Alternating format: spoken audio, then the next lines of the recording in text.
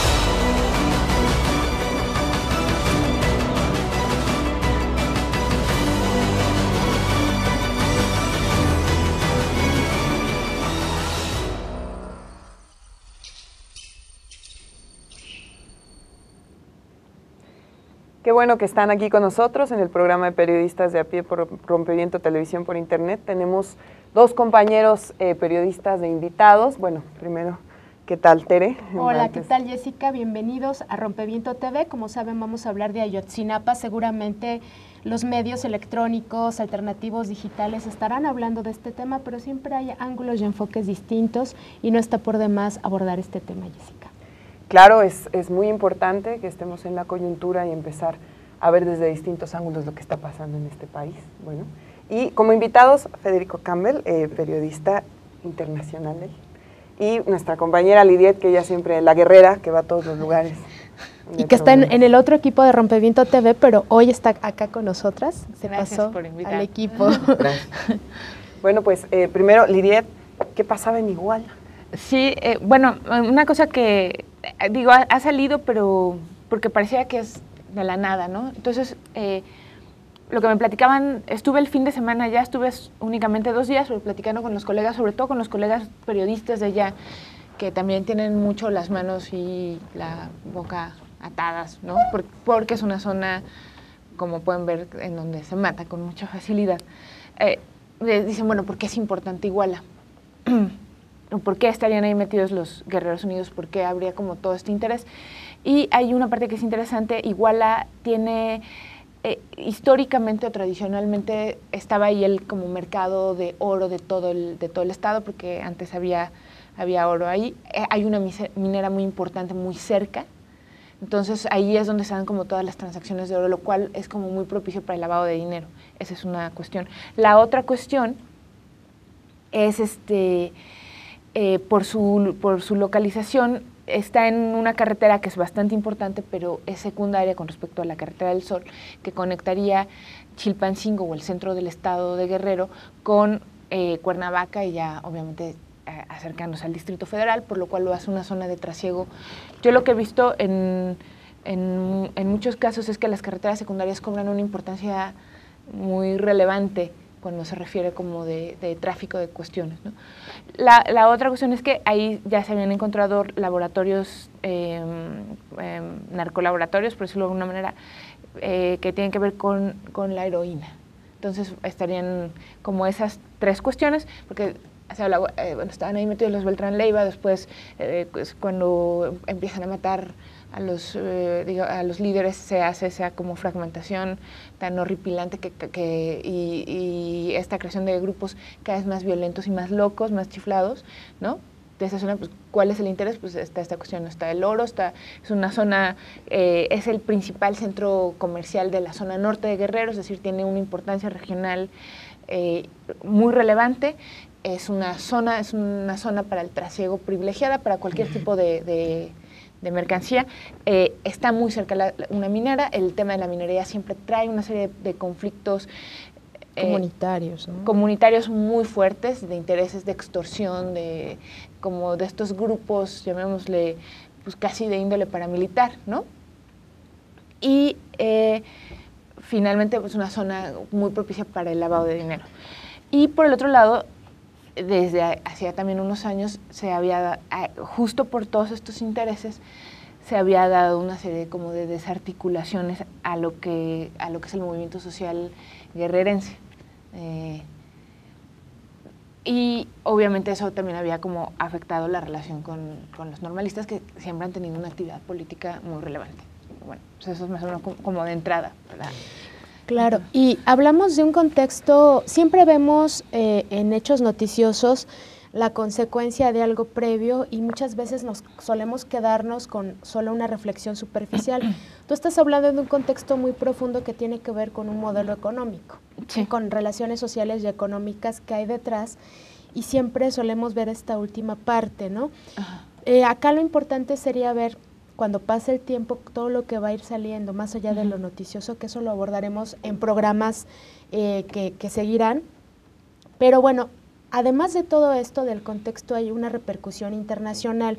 Ya vimos que ayer mismo, después de la marcha, incluso antes, varios diarios internacionales hicieron la cobertura, estuvieron presentes.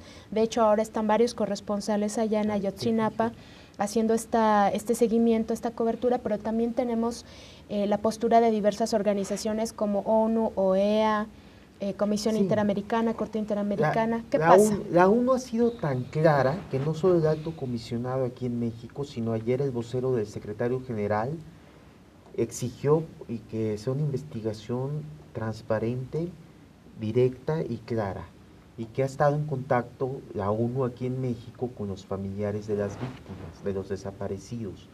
La OEA, José Miguel Insulza, su secretario general, antier, hace unos días, todavía exigiendo que también sea una investigación imparcial, porque duele al continente americano, así lo dice José Miguel Insulza. El viernes, el secretario general de la Comisión Interamericana, que depende de la OEA, el mexicano Emilio Álvarez y Casa, insta a México a presentar resultados de la investigación. Pero todavía la vocera del Departamento de Estado en Washington, Jennifer Psaki, a pregunta expresa de Joaquín Esquivel, corresponsal de Proceso, contesta que están sumamente preocupados. Ahí hay una cuestión, y es que el senador demócrata Patrick Leahy ya condicionó dar más recursos a la iniciativa Mérida por las violaciones a los derechos humanos en México, por el caso Tlatlaya cometido por militares y por esta situación. Está en veremos la iniciativa México a partir de lo de Iguala. Hay un dato que quiero agregar, no desde el punto de vista internacional, digamos, de la política internacional, pero que la prensa internacional se fijó antes en la gravedad de lo de Ayotzinapa que la prensa nacional. O sea, ya estaban allá todos los corresponsales internacionales y solo había un enviado nacional, que sería la jornada, y todos los demás estaban, desaparecidos. Y eso también da como luz, que sería como mucho más extenso, ¿por qué no hubo esa simpatía o por qué no estuvieron los reflejos del periodismo mexicano en ese momento? Tiene que ver con el perfil de los normalistas rurales, que también es un tema súper importante, para entender este problema, ¿quiénes son los normalistas? ¿Qué son las normales rurales? Ajá. ¿Quiénes son los normalistas rurales? ¿No? ¿Por qué están tan desacreditados? ¿Por qué ha habido una campaña tan en su contra? ¿Y por qué no reaccionó la prensa nacional? ¿De verdad por falta de reflejos periodísticos? ¿O hubo una labor, eso digo, no hay manera como de probarlo o de documentarlo en este momento, pero hubo una labor ahí de, no es tan grave, ¿no? ¿Qué pasó ahí? ¿Tú crees que hubo un lobby desde altas esferas? No lo sé, pero me suena muy extraño. Cuando yo llegué, ya estaban todos los enviados de las agencias internacionales, ya estaba saliendo en la prensa internacional, ya se estaba llevando como porque imagínate, 43 estudiantes levantados. O sea, digo, 43 estudiantes. ¿Cómo tienes la capacidad? No, pero además el grado de impunidad, y aquí hablamos de otra cuestión. Yo platicando con los reporteros de allá, con la gente de allá, me dicen, ¿por qué? Pues uno dice, ¿qué pasó? Porque para aventarse un tiro de ese tamaño como criminal, pues, debe haber muchos intereses. Y me dicen, lo hacen porque pueden, porque lo hacían diario, porque mataban diario, desaparecían diario, levantaban, enterraban, secuestraban, o sea, porque pueden. Porque pueden. Aquí es un poco como en el feminicidio, cuando se pregunta por qué matan a una mujer, las expertas más picudas y destacadas dicen porque pueden. Entonces, estamos hablando de ejercicio de poder, de impunidad y de un caldo de cultivo donde es permisivo. ¿Por qué cambia aquí? Bueno, porque sí, porque son estudiantes. Uno, son estudiantes. Y dos, porque ellos tenían redes con movimientos, con organizaciones sociales. Entonces pudieron articular una serie de respuestas. El grueso de la gente no puede. Entonces, sí. Sí, es una organización, los normalistas. Ahora, esto se da la noche del 26 de septiembre, cuando las redacciones están cerrando, 9 de la noche. Sí, pero sábado, domingo, lunes y... Entonces, por ejemplo, solo el periódico El Sur, que es el principal periódico de Guerrero, y locales. Porque los esperaron al reportero hasta las 3 de la mañana, porque al reportero le tocó la balacera. Llegó a su casa a redactar, temblando, después de haber estado oculto media hora, porque también los balearon a los reporteros. Sí, justamente este es el del sábado 27 de septiembre. Sí. La cabeza dice: matan policías municipales de un comando a 3 normalistas y a 3 futbolistas en Iguala. Y la foto es del Sur. Sí. Y luego ya circuló algo en video en la agencia guerrerense del Sur de noticias, y es la que Reuters retoma el sábado y lo manda a todo el mundo. Muy bien, pues estamos conversando con Federico Campbell Peña y Lidiet Carrión acerca del contexto de Ayotzinapa y también de la cobertura internacional. Quédese con nosotros.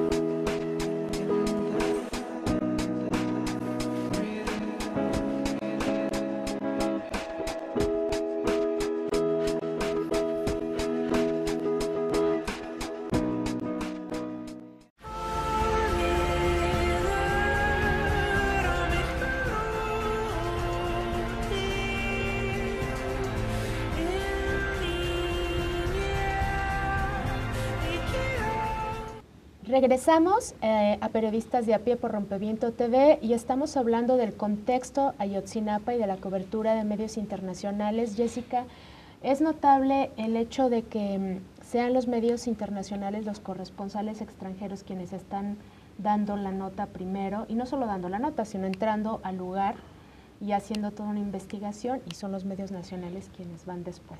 Cuéntanos qué pasa en lo que tú has visto. Pues es verdad, digo, ya hay 2 casos claros donde es la prensa internacional la que toma la delantera, ¿no? En el caso de Tlatlaya, aunque ya, por ejemplo, académicos como Alejandro Ope habían dicho que eso parecía no parecía tanto un enfrentamiento, sino más bien una ejecución. Nadie le para bolas, como dicen los colombianos, y es hasta que un reportero de AP encuentra una testigo que se habla de eso, ¿no? Que después le retoman, bueno, al mismo tiempo la revista Esquire para Latinoamérica, ¿no?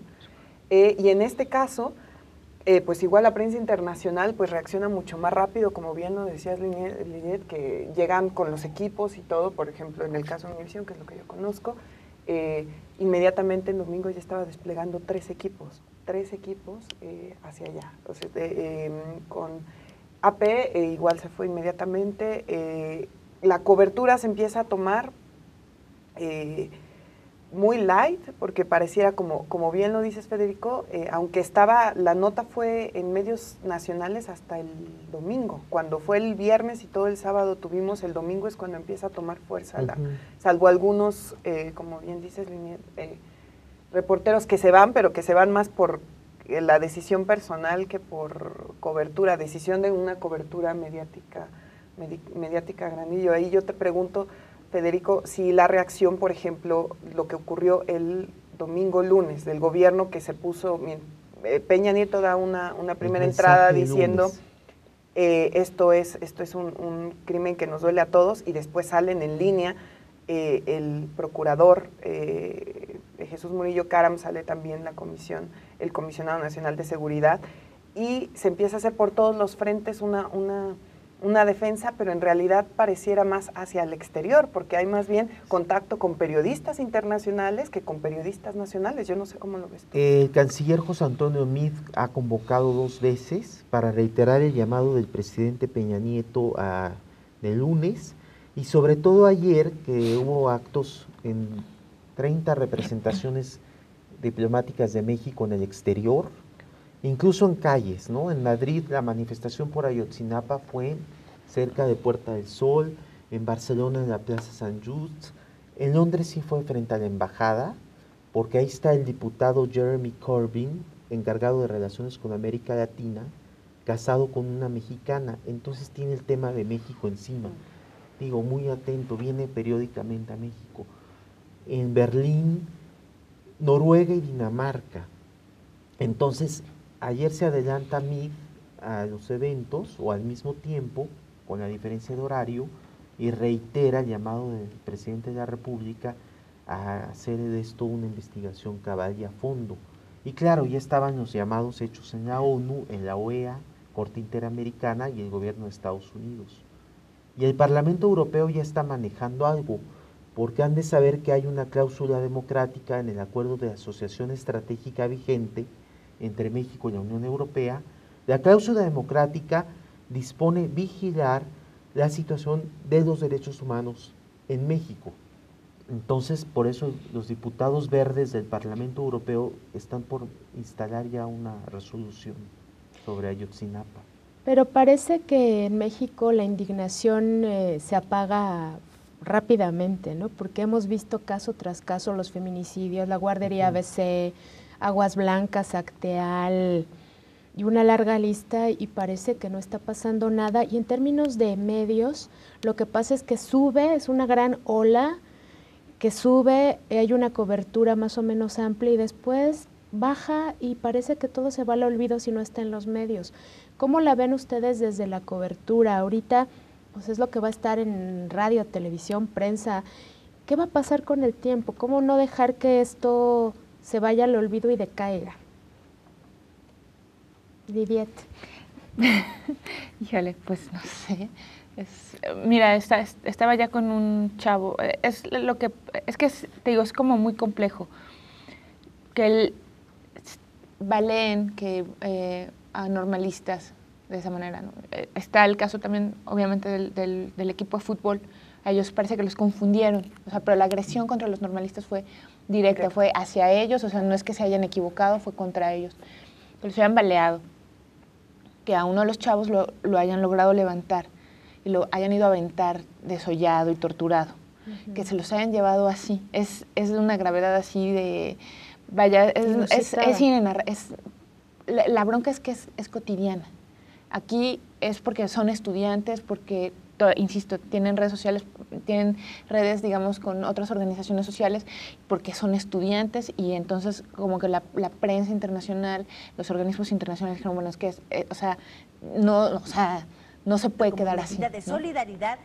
Pero creo que hay yo platicaba con uno de los chavos, normalistas que estuvo en el segundo ataque, él llegó en el segundo ataque, un chavillo de, me parece que de 19, de 20, no recuerdo. Igual, como normalista rural, viene de una familia humilde, ¿no? ¿Por qué estoy aquí? Pues porque no tendría otra opción, no tendría otra oportunidad de estudiar una carrera universitaria si no fuera en esta escuela. Me dice, yo amo mi escuela, daría la vida por mi escuela porque me ha dado, o sea, lo que me ha dado no me lo puede dar, o sea, nada más me lo podría dar, ¿no? Alojamiento, comida, estudio, toda esta oportunidad de conocer estudiantes de otros estados, de viajar, de la forma...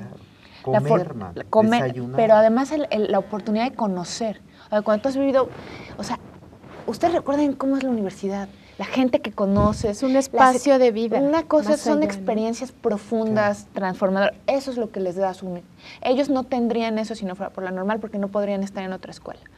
Y conocen chavos de toda la República, porque hay 16 normales, y ellos se conocen, viajan de aventón siempre, se roban camiones para irse, ¿no? Claro. O sea, cosas que además también se hacía históricamente en la Ciudad de México, ¿no? O sea, no estamos hablando de algo que no conozcamos.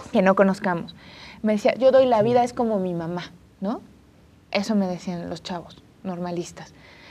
Pero estos mismos chavos han sido vilipendiados y agredidos hasta el cansancio. Apenas el año pasado habían matado a otros estudiantes normalistas en un boteo en una carretera en la montaña, ¿no? El tráiler les echó mató a uno, hirió a otros dos. Me contó el muchacho que ahí había estado. Un año atrás ya los habían baleado en Iguala, ¿no? O sea, ya había habido como toda esta agresión hacia los estudiantes normalistas. Hay un dato bien interesante que no se ha reflejado mucho de por qué este odio. En 2013 matan a este dirigente social, que ha salido como mucho en los medios, a Arturo Hernández Cardona. Todo parece indicar, de acuerdo con, ya habían tenido como muchos altercados, mucha crispación, y después hay esta declaración firmada ante notario de uno de los sobrevivientes, que habría sido este presidente municipal totalmente delincuente, impune, ¿no? José Luis Abarca, quien le habría dicho, me voy a dar el gusto de matarte, y le habría disparado personalmente. Cuando esta persona, Arturo Hernández Cardona, dura, me parece que 3 días desaparecido, estaban haciendo una marcha en Iguala para exigir la presentación, que apareciera. Habían ido todas las organizaciones sociales, entre ellos habían estado los estudiantes normalistas. Justo cuando están haciendo esta manifestación, se enteran que aparece Arturo Hernández muerto. Y entonces la marcha se sale de control y los normalistas efectivamente apedrean, me parece que el Palacio Municipal, y se confrontan directamente con esta persona, ¿no? O sea, eso también, o sea, hay todo más allá de discutir de que si está bien o mal apedrear, y que más allá de eso, digamos, hay como una postura política que en la actualidad es como totalmente incómodo decir, pues que si tienen formación política, tienen formación ideológica. Ellos me dicen, yo sí leemos a Marx, leemos a Lenin. No, es una cosa que no queremos, digamos que este México moderno que nos han vendido no quiere ver. Pues perdón, pues en la sierra, pues todavía leen a Marx, ¿no? O sea, hay como toda esta situación que contradictoria, ¿no? Porque sí, pero además hay un dato muy importante a propósito de la marcha de ayer en la tarde, que estaba Cuauhtémoc Cárdenas, y sabemos que, bueno, fue agredido ese contingente, Adolfo Gili fue descalabrado. Y quienes no tenemos memoria, porque hay que recuperar la memoria histórica, el periodismo de memoria. Lázaro Cárdenas es quien funda las normales rurales, claro. ¿no? Entonces, hay un previo. ¿Por qué vemos a Cuauhtémoc Cárdenas, perredista, que no se ha deslindado, fue agredido? Hay una correlación de hechos.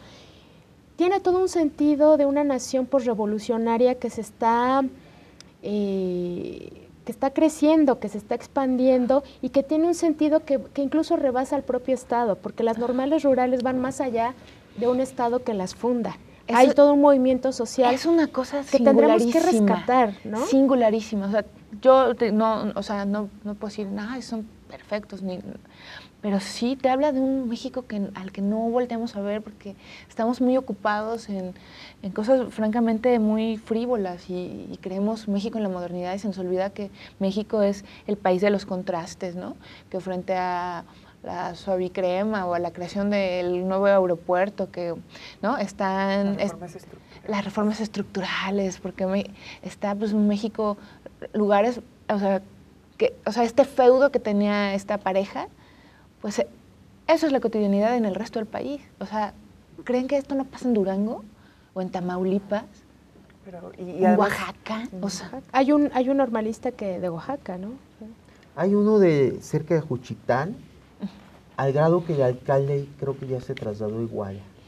Y bueno, se trasladaron los policías comunitarios de Costa Chica, de Ayutla de los Están Libres. ayudando a hacer la búsqueda, ¿no? Eso también es singularísimo, ¿no? Pues es que son sus hijos. Claro. Estaba ahí con estaba uno de los dirigentes, bueno, no dirigentes, un miembro de la UPOEG, ¿no? Me decía, pues es que yo vine a llevarme a mi hijo, pero mi hijo no se quiere ir. Digo, pues ¿qué hago? Pues lo apoyo. Entonces estaba el miembro de la UPOEG y su hijo, miembro de la FEXUM, ¿no? De la Federación de Estudiantes Campesinos Socialistas, ¿no? Que refleja la organización de Guerrero, que siempre ha sido singularísima en México. Allá en la marcha, ¿vieron la marcha? Es bien interesante cómo iban todos los normalistas rurales, bien ordenados, bien parejitos y con un tono, o sea, sus consignas bien, o sea, cantaban, ¿no? Todos seriecitos. Es algo que a veces se nos olvida que todavía está en México, ¿no? Exacto. Pero, y que tenemos que rescatar y recuperar a través del periodismo, de las crónicas, de las coberturas, y por eso, bueno, vamos a darle seguimiento a este tema, vamos a buscar ángulos, vamos a dar a conocer ángulos y vamos a reflexionar sobre la vida de cada uno de estos normalistas que convertidos en cifra no nos dicen nada, pero leyendo los perfiles que han estado publicando, las breves biografías, podemos darnos cuenta de este México que... París Martínez está haciendo ahí una labor en Animal Político bien interesante. Les invitamos a que se queden con nosotros en Periodistas de a Pie por Rompeviento TV.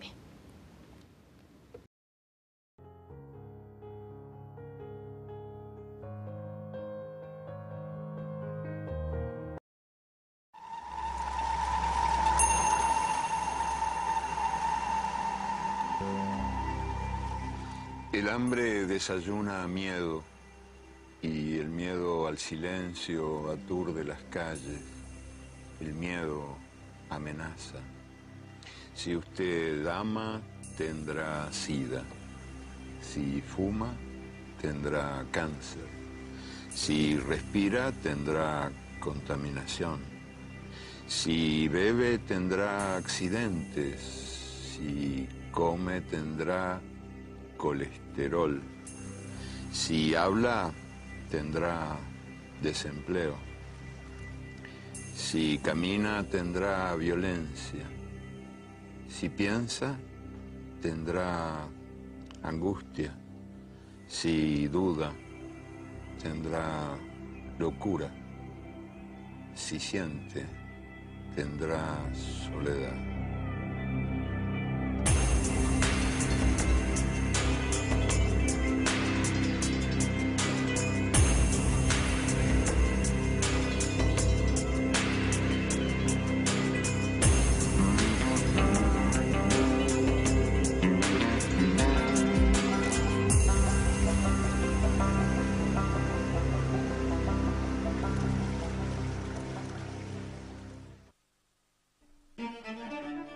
Los que trabajan tienen miedo de perder el trabajo y los que no trabajan tienen miedo de no encontrar nunca trabajo.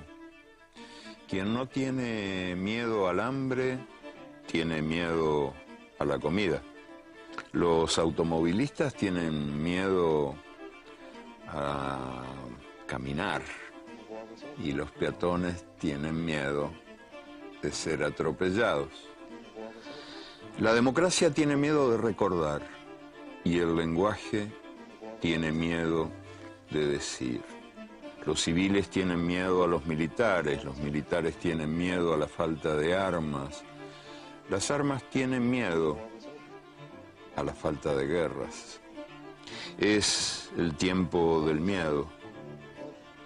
Miedo de la mujer a la violencia del hombre y miedo del hombre a la mujer sin miedo. Miedo a los ladrones y miedo a la policía. Miedo a la puerta sin cerradura, al tiempo sin relojes, al niño sin televisión, miedo a la noche sin pastillas para dormir y a la mañana sin pastillas para despertar. Miedo a la soledad y miedo a la multitud, miedo a lo que fue, miedo a lo que será, miedo de morir, miedo de vivir. No me acuerdo de vos. Tengo muy mala memoria. ¿Quién eras? ¿El marinero del Toronto Star? ¿El de la Habana Maru? ¿El astronauta enamorado de Benedetti? No me acuerdo. Es importante hacerlo. Quiero que me relates tu último optimismo. Yo te ofrezco mi última confianza. La esperanza tan dulce, tan pulida, tan triste. La promesa tan leve no me sirve. Aunque sea un trueque mínimo, debemos cotejarnos. No me sirve tan mansa la esperanza. La rabia tan sumisa, tan débil, tan humilde. El furor tan prudente no me sirve. No me sirve tan sabia tanta rabia. Estás sola. Estoy solo. Por algo somos prójimos. La soledad también puede ser una llama. No me quieras. Por favor, no me quieras. No me quieras. No me quieras.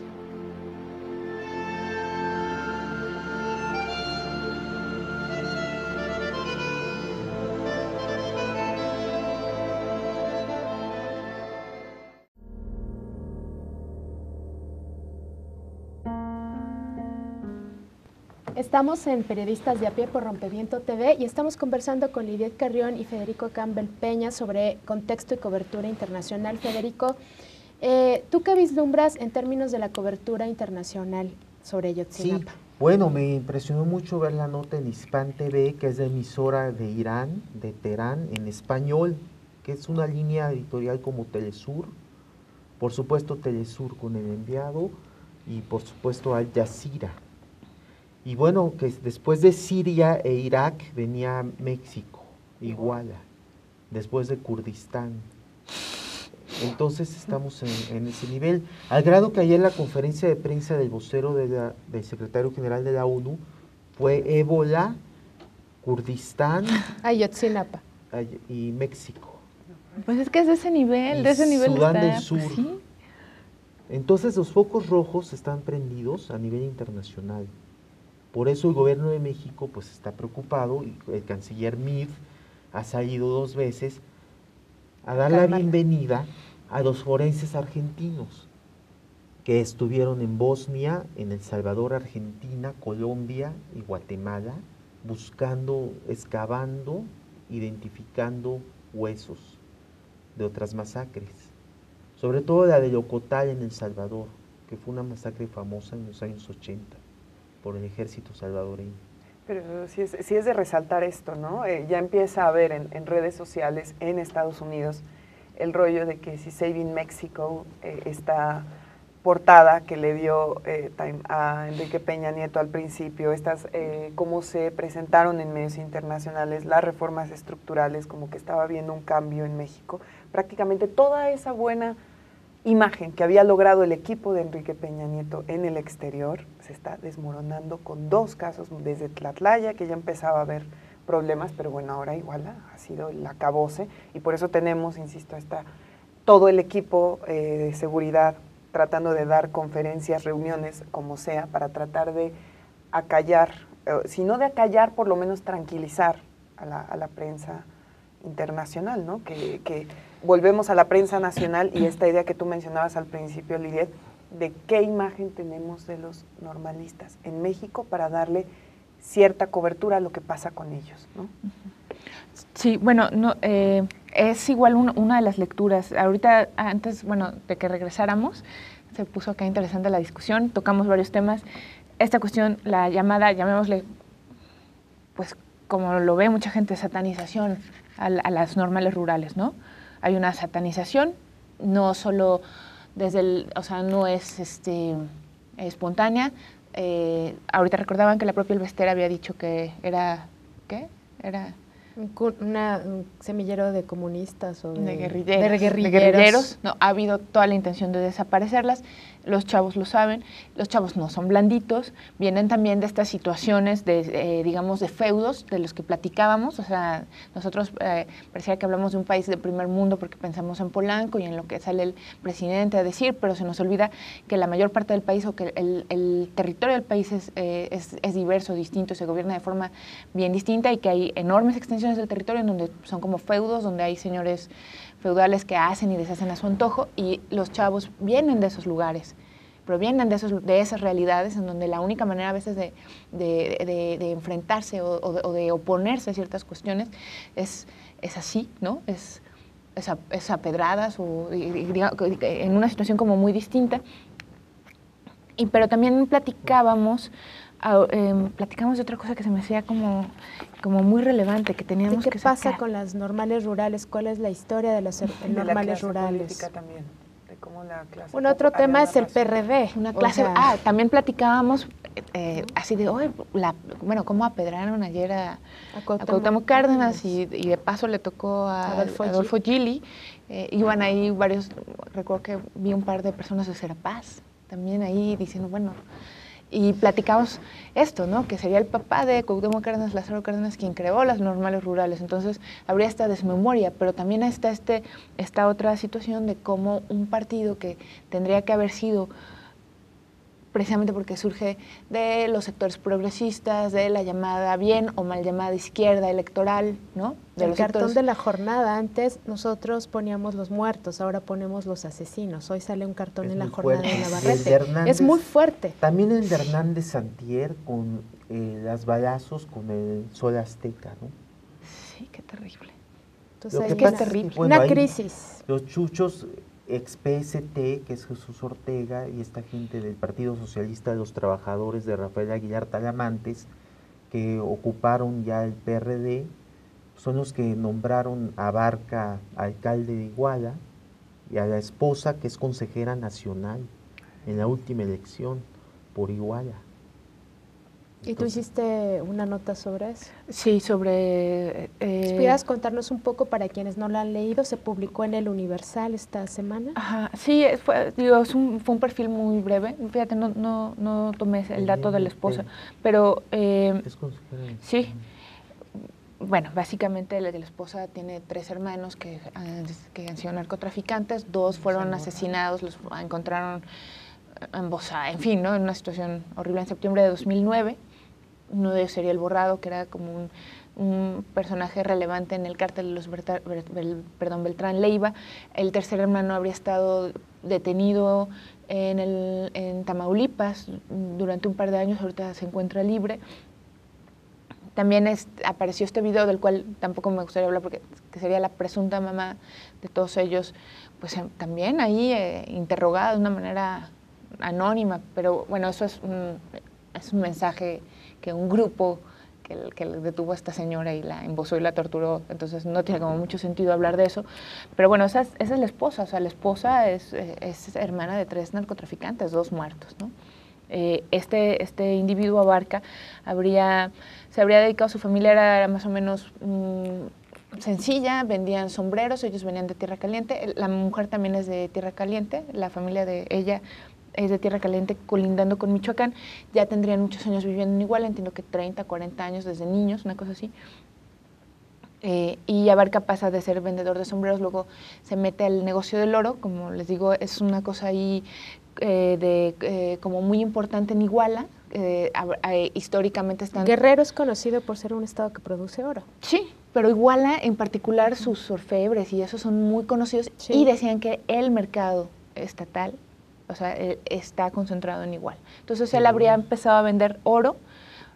No queda muy claro cómo, ahí platicando con los reporteros me decían pues que sí fue raro, a mí no me consta, o sea, no, esa parte no la investigué, pero de pronto esta persona, Abarca, en los últimos 10 años se vuelve mucho más relevante y hay un dato bien interesante, Lázaro Masón, que es uno de los fundadores del PRD, o sea, que habría sido un personaje que estuvo en el 88 con Cuauhtémoc Cárdenas, todavía en el Frente Democrático Nacional, después funda el PRD estatal, es uno de los primeros presidentes del partido en la región. Fue presidente municipal 2 veces, fue candidato a diputado, no ganó, después fue senador por Iguala. Esta persona es amigo de la infancia, él mismo lo relata, aunque después en otras entrevistas se desdijo, ¿no? Se dijo que no era así, que lo conocía porque todos se conocen, pero habría sido, que dice, su mamá y mi mamá eran amigas, mi mamá que en paz descanse, su familia, la casa familiar de él fue como la casa de campaña de Abarca. Este personaje en 2008 empiezan a construir lo que sería la plaza comercial más grande de Iguala. Es una plaza que costó, según las notas, 300 millones de pesos y que sería más grande que Liverpool, que se encuentra en Chilpancingo, para que se den una idea. O sea, Iguala es una ciudad muy pequeña y muy modesta, o sea, no es una ciudad bonita, francamente, o sea, no se ve mucho dinero en las calles, pero esta plaza sí destacaría por su ostentación. Y en ese momento sale Lázaro Masón, que en ese momento él era senador por la República, diciendo que él habría gestionado en la Cámara de Diputados que la Secretaría de la Defensa Nacional le cediera unos terrenos para la entrada, porque por alguna razón o sea, había un problema con los terrenos y que entonces él habría gestionado que la Sedena le cediera esos terrenos. Y dijo, es que esto es un sueño de estos dos empresarios que ha costado lágrimas, sangre, no sé, o sea, es decir, un centro comercial, pues. Su idea de desarrollo, ¿no? Su idea de desarrollo de primer mundo, pero a mí me suena más bien que sería una idea de lavado de dinero, sí. Pero más grave aún que un senador estuviera gestionando ante ante la Secretaría de la Defensa Nacional que se cedieran terrenos. O sea, de lo que a mí me habla es que justo que platicábamos esta cuestión del PRD, su descomposición, los chuchos, etcétera, vámonos más atrás. Pues se volvió una mercancía. Se volvió un lugar donde puedes gestionar. Félix Salgado Macedonio. Claro. Esa es otra historia. De la moto, ¿no? Pero esa es otra historia bien interesante. Que compró el periódico La Jornada Guerrero. Sí. Digo, estos son hechos, no sí, es claro. ningún señalamiento. Sí. Y Lázaro Masón quiere ser candidato a gobernador por Morena. Por Morena. Pero yo creo que López Obrador ya la está pensando. Bueno, hay un dato más interesante. Hay un dato aún más interesante. Platicamos hace rato de que hay este asesinato de un luchador social que se llamaría Arturo Hernández Cardona en mayo-junio de 2013, del año pasado. Antes de eso, habrían asesinado a otro personaje, a un hombre llamado Justino, no recuerdo ahorita, que habría sido edil también. Él es sobrino de Félix Salgado Macedonio. Sí. Y a José Luis Abarca habría acusado a Arturo Hernández Cardona de haber sido el asesino. Obviamente la familia lo niega, pero el punto es que, o sea, estas matazones políticas... Sí, entre familias, rivales, dentro del PRD local, ¿no? ¿Y qué pasa con La Jornada Guerrero? No, es un periódico muy serio y va adelante. Simplemente que Félix Salgado compró el Cabezal, es su periódico, desde Acapulco lo coordina, ¿no? Muy bien. Estamos conversando con Federico Campbell Peña y Lidiet Carrión. Quédese con nosotros.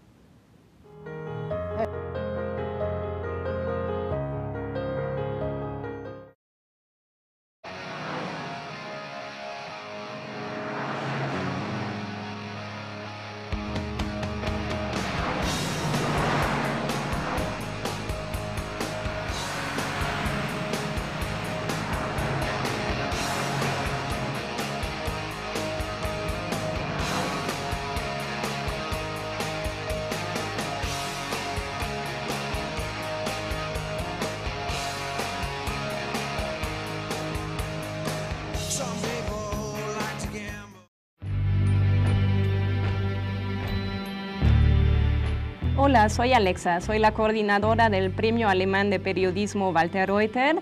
Estoy aquí para invitarlos a participar en la 8ª edición de este concurso. El tema de este año se llama Los desafíos de la corrupción. Si tú has publicado un trabajo relacionado con este tema, te invito a meterte a la página www.papwr.org para conocer las bases y ojalá mandarnos tu trabajo.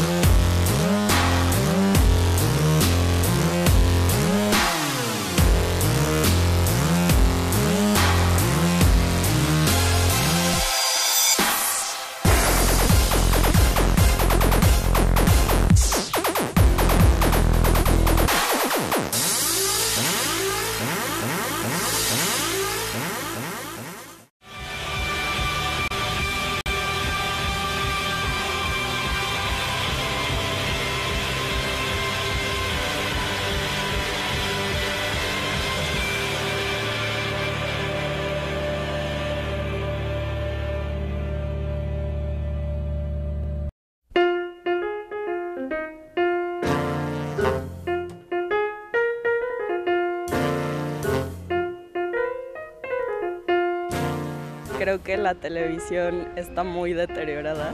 Siempre están como exagerando o inhibiendo las cosas, entonces uno nunca sabe si de verdad tiene validez. Las cosas que dicen tienen una razón de ser y es su propio interés. Ahí pues es como todo, pues hay cosas que te dicen ciertas y hay cosas que son falsas. Tienen que abrirse nuevos caminos en cuanto a la comunicación, ¿no? Necesitamos medios abiertos, constantes, comprometidos y expresivos.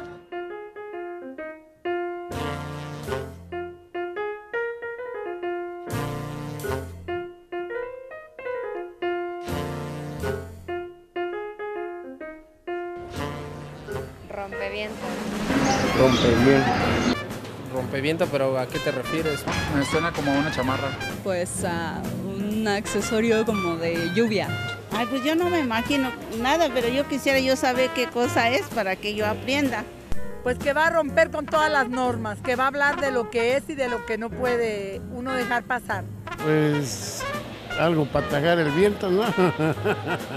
Una especie de poner un hasta aquí. Me suena como un aire que se va a llevar todo. Rompevientos, pues con eso de que ahora está con el volcán, que para un lado, que para otro, que la ceniza se va, y total que a veces ya tiran y a veces no.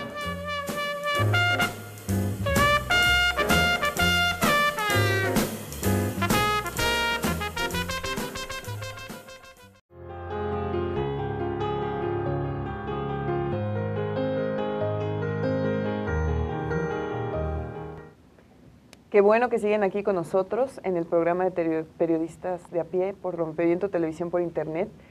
Y pues seguimos hablando del caso Ayotzinapa, de estos 43 estudiantes que están desaparecidos de las fosas que encontraron en Iguala con 23 cadáveres y de cómo se está haciendo la cobertura, como ha sido esta mesa, ha sido una cobertura tanto de medios nacionales como internacionales caótica, ¿no? Armada como se ha podido.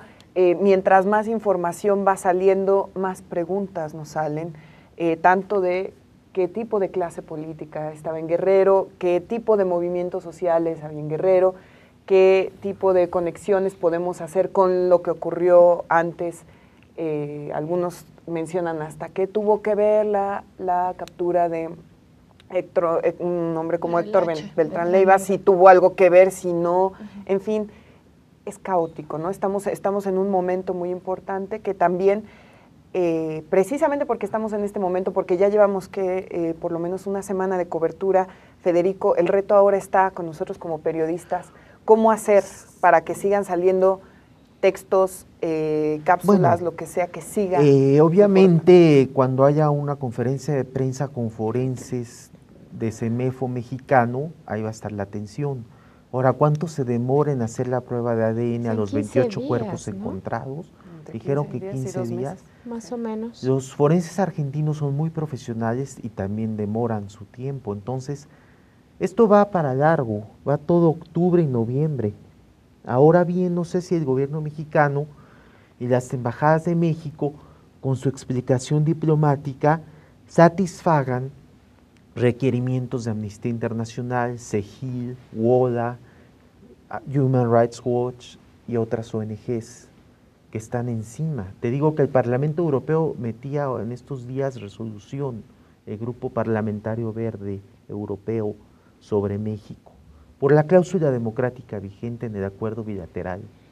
Entonces, por eso sé que me dijeron que el señor procurador Murillo Caram cenó antier con la prensa extranjera, no sé qué les habrá dicho, en fin. Que no fue cena, fue un cafecito, pero es eso, ¿no? Es el gobierno de Peña Nieto, con todo este expertise que tienen de años anteriores de apagafuegos, ¿no? Que están tratando de ver cómo tratan de contrarrestar de alguna manera lo que ya explotó, ¿no? Sí. Que es bien complicado, Lidiet. Nosotros, ¿cómo podemos seguir distintas líneas para volvemos a seguir interesando a la opinión pública en que se encontraron los cuerpos, hay desaparecidos, no sabemos bien dónde están todos los cuerpos? ¿Cómo seguir haciendo para que haya un interés en el tema sin saturación, que eso es bien complicado en México con temas de violencia? Que cada semana hay un tema violento nuevo y parece que es más escabroso que el anterior. Yo creo que el problema, bueno, es, o sea, indefectiblemente va a haber un caso o sea, un caso nuevo. Así han sido los últimos, ¿cuántos años? 6 años, más o menos, ¿no? O alguna tragedia nueva. También es cierto que efectivamente la persona que está escuchando las noticias, que está leyendo, se satura. O sea, lo mismo platicamos ayer, después de la marcha, nos fuimos a la marcha. Me encontré ahí a Daniela Pastrana, que es mi compañera en el otro equipo de periodistas de pie, me decía, es que yo ya no quise leer, o sea, es demasiado el dolor, ¿no? Yo le platicaba, yo fui el fin de semana igual allá a Ayotzinapa y de repente ya no quería hablar con los papás porque es demasiado confrontarse al dolor y lo mismo le pasa pues al que está en su casa viendo, nos dice, es que es demasiado y uno lo borra. Yo creo que lo que nos falta ahora es entender y contextualizar. O sea, es una súper tragedia, es una cosa espeluznante. Y a mí lo que me sirve cuando ya no puedo más, cuando me saturo, es tratar de entender. Y hay un eje económico, es que esa región y en general el país tiene, insisto, extensas pedazos del territorio que son gobernados como feudo porque hay muchos intereses económicos. Y no es nada más trasiego de drogas o laboratorios de drogas, es la riqueza del país. Las ¿no? mineras, el petróleo, no hay que olvidar. El petróleo, todo eso está ahí. Hay un interés de desarticulación del movimiento social, entre ellos un movimiento social o un movimiento estudiantil y social y político de tanto tiempo, con las cosas que se les pueda criticar o no criticar, eso sería, digamos, objeto de casi de otro estudio, que son las normales rurales, ¿no? En un estado que es el de Guerrero, con infinidad de movimientos sociales, unos más clientelares que otros con una postura ideológica más profunda que otros, o sea, con todo este conflicto de movimientos sociales y donde hay además toda esta dispersión de grupos del crimen organizado que se están disputando la plaza, pero que además como prueba emblemática está Iguala, tienen una cercanía, por no decir que son prácticamente lo mismo, con los gobiernos, al menos de primera mano, ¿no? Entonces, así hay que empezar a estudiar.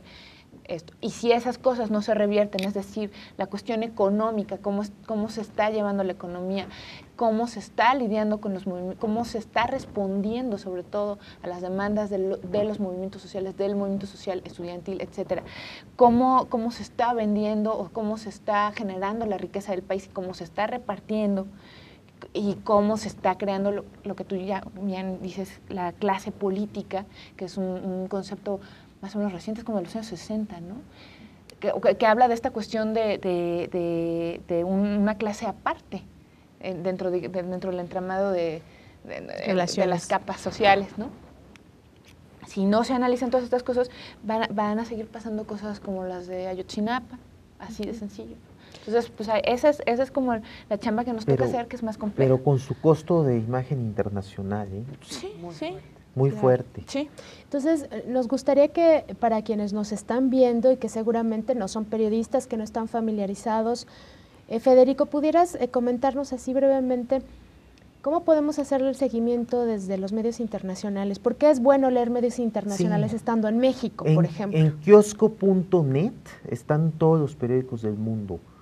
Y si tú buscas en Google y en otros buscadores, está ya toda la prensa internacional. El País y El Mundo de Madrid han dado particular seguimiento. El Tiempo también, ¿no? De Colombia, Le Monde, en fin. Está el corresponsal por acá. Washington Post, Wall Street Journal. Siempre es bueno mirarnos desde afuera. Y que el New York Times antier publicó de Tlatlaya también en primera plana. Es que siguen. Tlatlaya y Iguala llegaron para quedarse. No, esto va a tener consecuencias internacionales profundas. Pues, ocurre en medio de la visita de los príncipes de Japón, que están aquí. En fin. Pues muy bien, hay que aprovechar todos estos ángulos, estos enfoques, y les invitamos a que nos sigan como cada semana en nuestro programa de Periodistas de a Pie para seguir con estos ángulos distintos sobre Ayotzinapa, Tlatlaya y otros casos que han conmovido a la sociedad mexicana e internacional. Y bueno, pues ya pasando a nuestros asuntos varios, queremos comentarles que esta semana, a partir de hoy, se está llevando a cabo la Cumbre Latinoamericana de Periodismo, que incluye un foro de medios digitales y periodismo organizado por el CIDE y otras instituciones nacionales e internacionales, donde se analizará la situación del periodismo y estas nuevas vertientes o herramientas como el periodismo de datos, el periodismo digital, y otros asuntos ya más profundos como el periodismo científico, deportivo, en salud. Habrá mesas, foros de debate y otras actividades por si quieren participar o analizar o ver los resultados. Y bueno, también queremos comentarles que el 15 de octubre se cierra la convocatoria para la entrega de trabajos del Premio Alemán de Periodismo, cuyo tema de este año es corrupción. Así es que sigue abierta la convocatoria para los colegas que quieran participar, y mencionar también que estamos muy contentas y contentos en Periodistas de a Pie por el premio que la Fundación García Márquez otorgó a Marcela Turati por el premio a la excelencia periodística. Pues muchas gracias por estar con nosotros hoy en Periodistas de a Pie. Le invitamos a que se quede con nosotros en Rompeviento TV y a que nos siga en nuestro programa semanal de todos los jueves. Gracias. Gracias por estar aquí con nosotros.